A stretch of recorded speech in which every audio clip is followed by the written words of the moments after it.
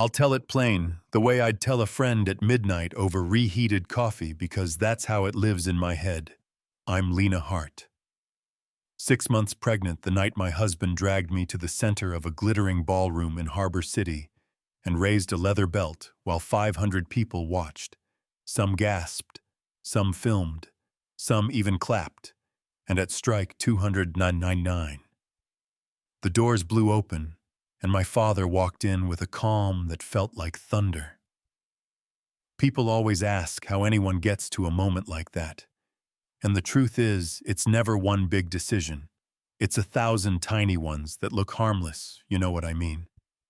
I was an art teacher who smelled like acrylic and cheap coffee, happy in a studio apartment. Then I met Cole Whitman at a hospital fundraiser where my little seascape hung in the corner, and he stood in front of it and said, "Honest brushwork." And that word honest hooked me.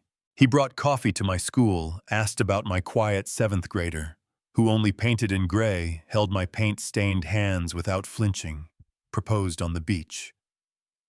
With a ring, he slipped into my jacket like a magic trick, and I cried into his chest and said yes, because love felt simple then. My dad, Graham, is the kind of man people call a billionaire. Like it's a personality, but really he's a work ethic in a pressed shirt. He looked Cole in the eye over grilled salmon and said, "Character is expensive, don't cheap out." And Cole smiled, and for a while he meant it.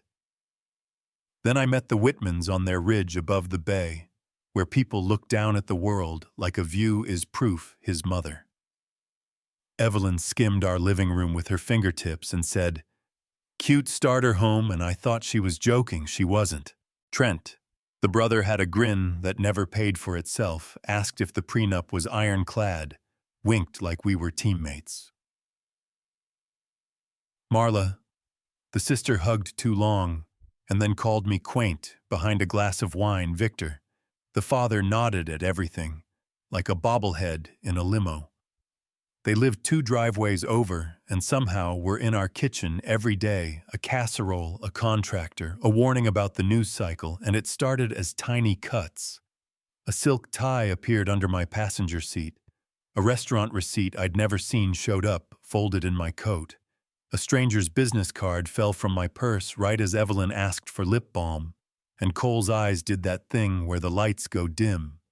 "You married up, dear," Evelyn would say like a bedtime story, and I laughed it off, then I stopped laughing. When the test turned positive, I cried into a towel, 6 weeks along. Thought a baby would reset the GPS, so I cooked for hours, told them at dinner, and Evelyn set down her fork and asked if I was sure it was Cole's, can you believe? And something in me folded, but I kept going, because that's what you do when you're already in motion. Photos started appearing on Evelyn's laptop, me smiling at a cafe, with a man whose hand I didn't recognize, the light on my face not matching the background. Obvious fakes to anyone who wanted to see. Trent bragged about running into me with someone at the farmer's market. "Very friendly," he said. Marla planted a velvet box in my car like a magician with meaner hands, and Cole moved to the guest room, started leaving before sunrise, asked if I was calling his mother a liar when I showed him my school schedule and the time-stamped emails. The first time he grabbed my arm, it was like a switch flipped, small, quick, a bruise blooming under his fingers, and I heard the echo of Evelyn's shoes in the hall while she pretended not to notice. Yeah, that happened. The Whitman Foundation. Winter Ball is Harbor City's secular holiday, 500 people under gold chandeliers pretending to float, and Evelyn told me I would attend. "You are a Whitman, try not to embarrass us," so I wore the only red dress that fit and counted the exits like a woman who knows the difference between pretty and safe. I sat between Cole and Marla at the family table, cameras everywhere, and right as dessert landed, Marla let out a practiced little scream. "My sapphire brooch is gone." The table froze, the room tilted. Trent asked everyone to stay calm like he owned calm, and Evelyn turned to me with a voice that already knew its lines. "Lena, empty your bag."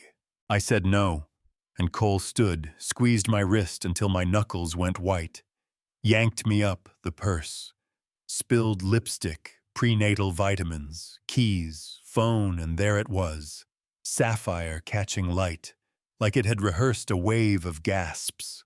100 phones rising, and Evelyn called me a thief, a liar, a gold digger.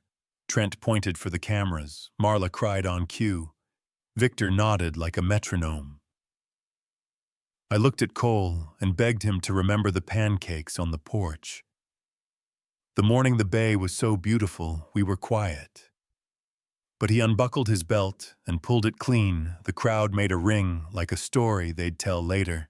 And he said, "You made a fool of me, you stole, you lied tonight.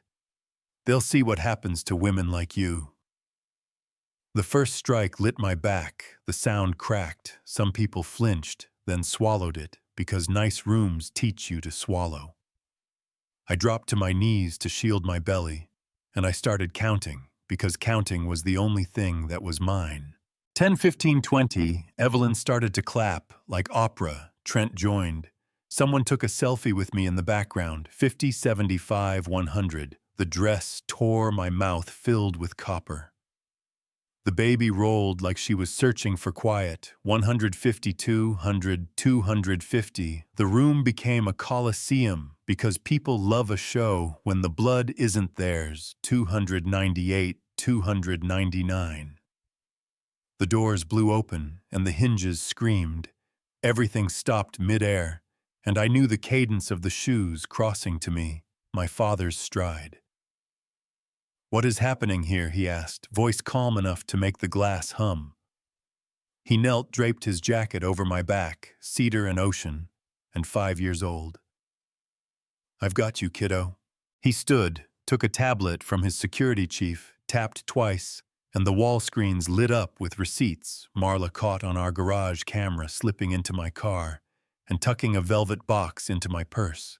Trent at a sports bar paying a man to be photographed near me with a script of directions, Evelyn in her study, clicking a photo editor, cutting and pasting, my face adjusting light until the lie matched the wallpaper.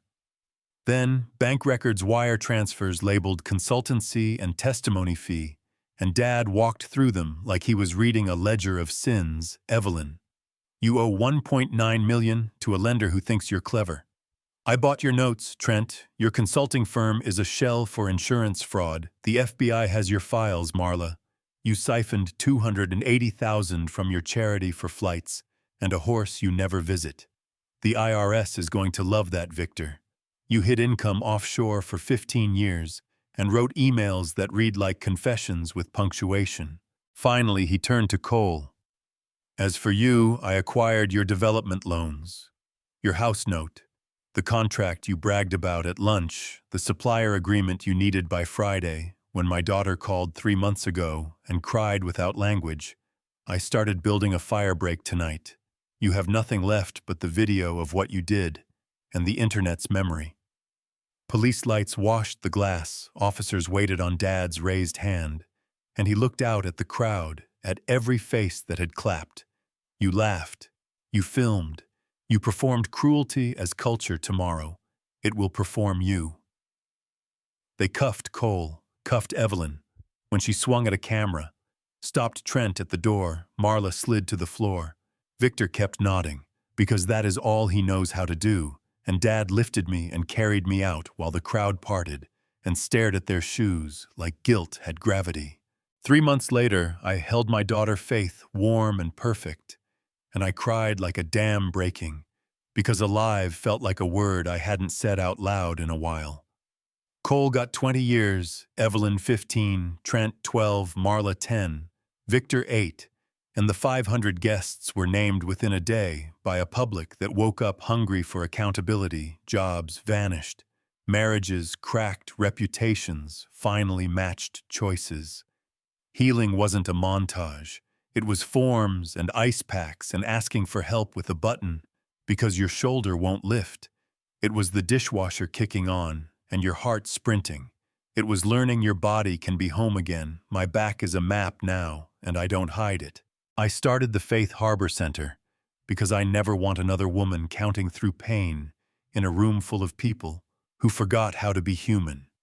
We teach documentation, safety planning, the red flags when in-laws weaponize doubt. We say love is not a contract that requires your silence at the cost of your skin.